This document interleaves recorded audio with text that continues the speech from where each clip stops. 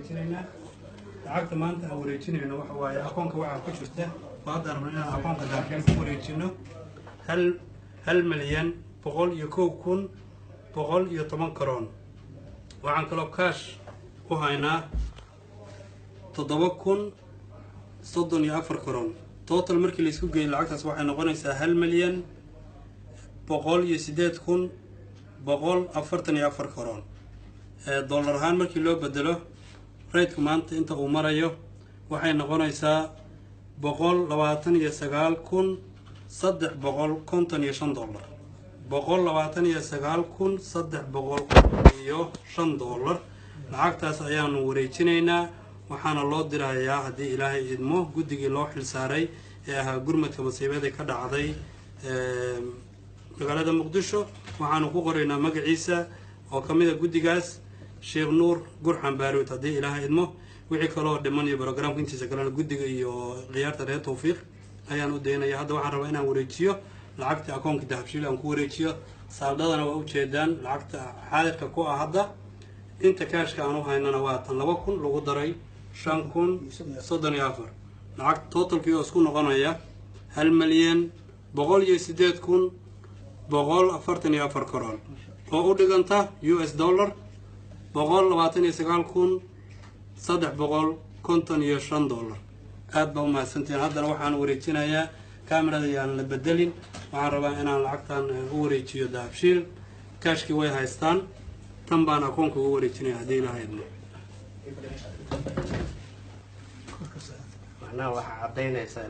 waxaan caddaynaynaa akoonkii xanaan inaan lacagtaas ka wareejinay oo aan ku wareejinay akoonka dahabshiil. akoonka xanaano waa kana soo ma akoonkii xanaano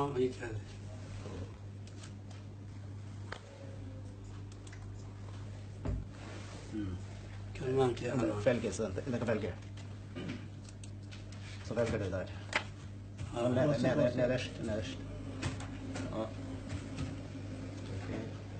بسم الله أكون قد أبشيل بانو ربنا لكن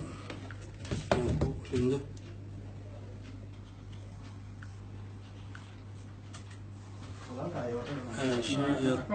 شان يرقبان أبر صدح واتي أفر لح صدح صومالي رمتان حانو ريتشينينا loo jeerina u kala dirno way noqonaysaa. horta isku kulligeed aan diro saan soo maahayn may hal way haddana 1 eber صداعة halkan maxaan maldin ku qoraa iskar sandi بالعكس واحد حساب سنتك كل ما تصور فوق كل ما فوق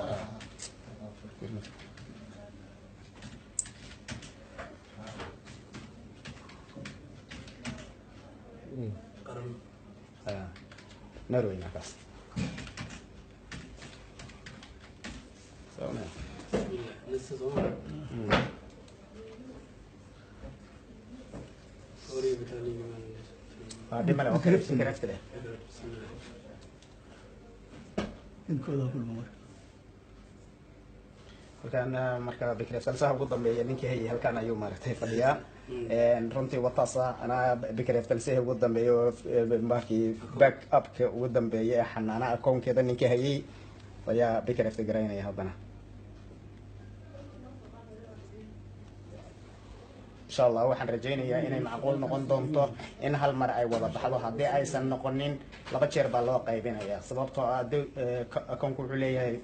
marka qaar limit ama grants wax la yiraahdo laakiin shaqada way socotaa inuu yeelana waa badan yes ja والبورتال halkan waxay ujeedaan akoonka aanu ku dirnay ee dahabshiil lacagtina wataas akoonka ku jirtay waxaana diray xanaano development organization ayay ka baxday dheydka waa ujeedaan 15 bishii 11 2017 lacagta halkan waxa way fariin lacagtii gurmadka qaran Norway lacag dhan in la diray $129,355 oo loo dirayay guddida masiibadii ka dhacday qaraxii Soobe waa mahadsantiin dhammaan dadweynihii iyo shacabkii anigoo matalaya masaajidka Tawfiiq Islamic Center waxaanu cadaynaynaa in lacagta halkii loogu talagalay iyo sidii loogu talagalay loo diray kulley sida aad aragtaan lacagtii la soo ururiyey waxaa loo gudbiyey ciddii loogu talagalay in loo gudbiyo iyo guddiga gurmadka qaran sheekh nuur baaruud gurxan ayaa lagu diraya haddana waxaan joognaa xafiiska dahabshiil waxaan u mahad celinayaa dhammaan dadkii ka qayb qaatay lacagta bixinteeda iyo soo ururinteeda waxaana ilaahay ka rajeynayaa ammaanada aynu gudbinay gacan lagu kalsoon yahay ee gashay iyagana ilaahay inuu fududeeyo inay lacagta gaarsiiyaan dadkii dhibanayaasha ahaa sidoo kale waxaanu ka codsanaynaa culimada iyo akhyaarta loo xilsaaray iyaguna insha allahu tacaala aan ka rajeynaynaa lacagtaas markay gaadho in iyaguna sidoo kale soo gudbin doonaan lacagtaasu inay nabad timi dadkiina loo qaybiyey shacabka soomaaliyeed guud ahaan meel kastaad ku nooshihiin dadkii lacagtan bixiyow jazaakum allahu khayran waxaad ku faraxdaan inay idinku jirto koontada ilaahay subxaanahu watacaala iyo inaad walaalihii la danqateen oo maanta walaalihii lacagtaas ay gaari doonto gurmadkaahi aad iyo aad baan uga mahad celinaynaa dhammaan markaska Tawfiiq hay-adda Xanaano wariyayaasha iyo dhammaan dadka ka qayb qaatay aad iyo aad ayaan idinka mahad celinaynaa waxaanu markaa halkan magaranaysa uga cadaynaynaa dhammaan inay lacagtaasi gacan aamin ay gashay hadduu ilaahay yirahdana ilaahay subxaanahu watacaala aanu ka rajaynayna culimadii iyo dadkii inay iyaguna dadkii sidii loogu talagalay ay u gaarsiiyaan marka ilaahay subxaanahu watacaala miisaankeena ha idiin saaro maraakiista iyo dadka Soomaaliyeed iyo dadka muslimiinta dhammaan ka qayb qaata hawshan oo dhan $199,355 lacagta maanta waxaan ku shubnay hay'adda dahabshiil oo shirkadda dahabshiil waan ku gudbinay waxay toos u gaari doontaa nuur gurxan baaruud oo ah sheekha loo diray isagoo gacanta lagu salimayo isagu jawaabta ka soo bixinaya lacagtaas soo gaadhay oo ay reer Norway soo direen waxaan dhammaan u mahad celinaynaa dhammaan dadkii ka qayb qaatay madrasadaha lahaa masaajidada lahaa dadkii shaqeeye lahaa dadkii hawshan gale lahaa hay'adda Xanaano oo bilaa khidmad oo gabiilka xataa laga goosto diiday inay bixiso iyadoo tiraanaa bixinaya iyo dahabshiil isaguna bilaash ku diray oo aan wax khidmad ka qaadan dhammaan dadkaas oo dhan sadaqay gudbisteen sadaqada waxaan leenahay ilaahay idinka abaalmariyo ajar iyo abaal idinka siiyo qoladay gaadhan waxaan leenahay ilaahay idinku siiyo wixii dadkaas siiyay u soo duceeyay insha Allah khayr barako insha Allah billah kariim assalaamu alaykum warahmatullahi wabarakaatuh maanta waxaan joognaa xafiiska dahabshiil waxaanu dirnay lacagtii waxaanu ku dirnay guddigii masiibo qaran sheekh nuur baaruud gurxan magaciisa la nagu qoray lacagta way ka baxday xafiiska maxaa la dhahay koontadii dahabshiil biidni illah dadkii loogu talagalay inay gaartaan ilaahay subxaanahu watacaala aan ka rajaynaynaa kolley dhibaatada soomaalida ma soo dabooli karno laakiin reer Norway doorkii ugu weynaa bay ka qaateen gurmadkii abaaraha iyo gurmadka qaraxa Soobaba labadaba waxaan jeclahay oon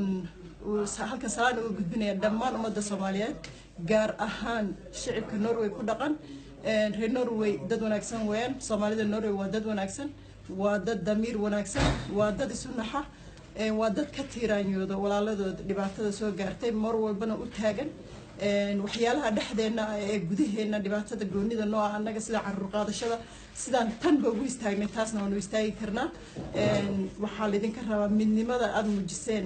tii abaaraha iyo haddaba inaad mar walba muujisaan biidnillaah waan guuleysanaynaa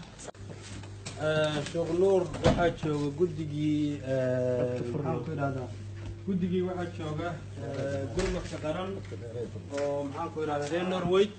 lacagtiina haddaan dirnay oo waxaan ka dirnay xawalaada dahabshiil baan ka dirnay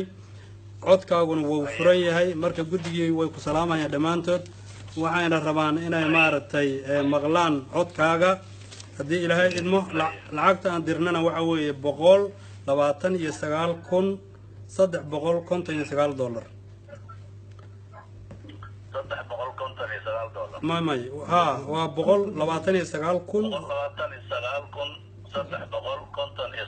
وأساس ولا عقد عدد كذا عن ما تدافين كوشمني مركا جودي أو دم بهالكان شو waan u sheegnay inaysan akoon ku shubin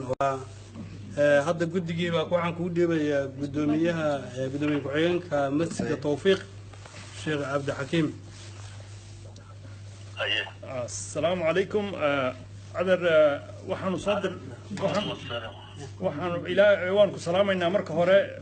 waxaanu soo dirnay lacag dhan $129,000 marka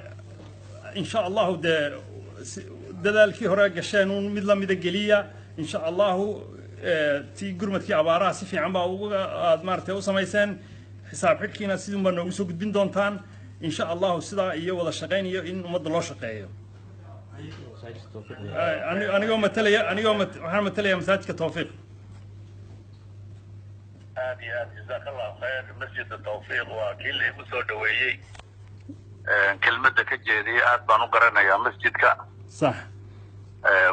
bari baan meesha madiinaad joogtay in kale ma garanayo waqti maad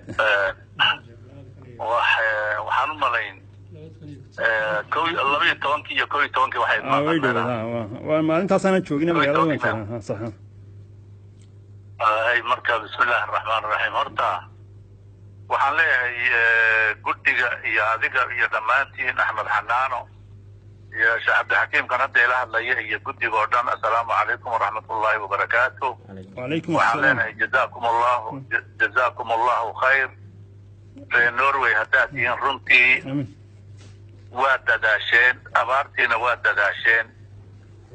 العجز كدوبان أو تربضان باتوادرتين أبارتين العجز تربضان أو كلانا واتوادريسين نرويج تولوينكا iyo magaalooyinka lacag badan baad ka soo Norway ka soo baxaysay waxaad moodaa Yurub oo dhan kolka la fiiriyo wadanka ugu horeeya ee runtii dhankaas lambar 1 ka inay Norway tahay shalayto ayadoon lacagta weli na soo gaadhin yaan shir Sheekh Umar oo ka yimid Nairobi oo lacag ka wareejinaynay lacag nagu wareejinayay حفلات لقبتي ورئيس الوزراء iyo dad badan ay joogeen yaa waxaan ka sheegay in Norwayna ay noo soo wado lacag dhan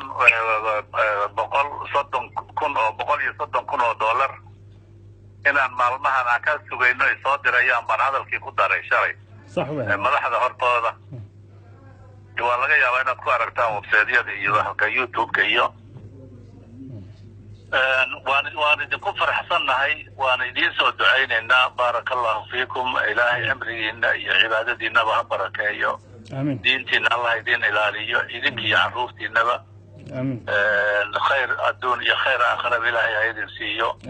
sadaqada wadaagteena balaayada difaacaysa iimaanka qofka ay daliil iyo markhaati u tahay cudurka lagaga bogsadaa marka ilaahay waxaan ka bariyay inaad ka faa'iidaan aakhiri iyo adduunba xoolahana ma yareysee way badisaa waxaan idinkula dardaarmayaa maadaama khayr badan idinku bartoon idinku ogahay arrintan soobe waxaa jirtay arrin ka horreysay oo ay taakulaynta ciidamada yacni waxaan rabaa inaan idin xasuusiyo qaraxii soobe ciidan fiican oo moraalkiisu dhisan yahay oo dishibiliinkii ciidan la hadduu jiri lahaa baabuurkaasi meesha maba yimaadeen intaasoo isbaara ka soo gudbo sooba ma yimaadeen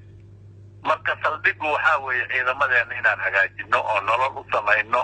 oon moraalkooda dhisno marka lacagtii markaan ku dhawaaqnay ciidamadii aan bilowna inaan guro iyo musiibadii sooba ay dhacday marka hadee dadkana lama yaabanin oo dareenkoodii oo dhan baa xagga aaday wixii ay soo wadeen oo dhan xaggaa soobaa loo leexiyey annaguna waan aqbalnay oo hadda arrinnu aad u xanuun badan bay ahayd marka maanta hataa madaxweynahan la fadhinay maalmahan oo dhan arrintaasaan ka tashanaynay anoo Nairobi yar aaday arrin caafimaadna waxoogaa dib u dhaca qayb bay ku lahayd marka wixii hadda laga bilaabo waxaan rabnaa jazaakumullahu khayr